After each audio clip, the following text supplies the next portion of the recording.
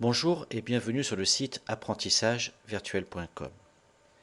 Aujourd'hui, nous allons voir comment insérer et exécuter un fichier son à l'intérieur d'un diaporama. Nous allons accéder grâce au ruban à l'onglet Insertion, puis à droite, utiliser le bouton Son. Sélectionnons la commande à partir d'un fichier audio, puis sélectionnons un fichier son sur notre disque. Par exemple, ici, un fichier de type MP3.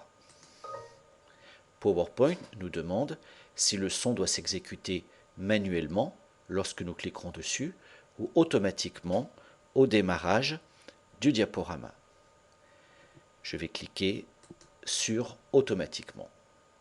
Dans PowerPoint, nous trouvons alors une icône symbolisant l'insertion du fichier son.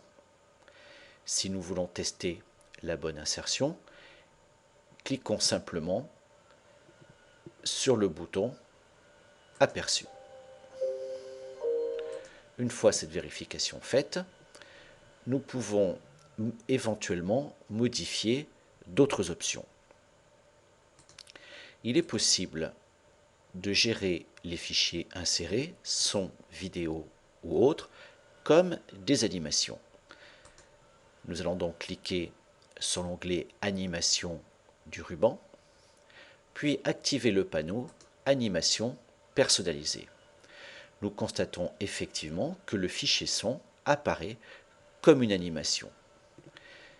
Par conséquent, nous pourrons accéder aux options d'effet du fichier son. Par exemple, si nous souhaitons que le son s'exécute sur les 3 premières diapositives, puis s'arrête par la suite. Nous choisirons dans le panneau Effet Commencer la lecture du début, interrompre la lecture après la diapo 3.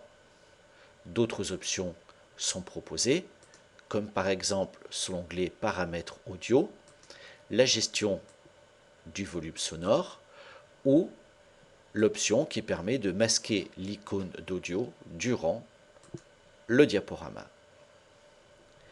Cette leçon est à présent terminée. Merci de l'avoir suivie et à bientôt pour une nouvelle leçon.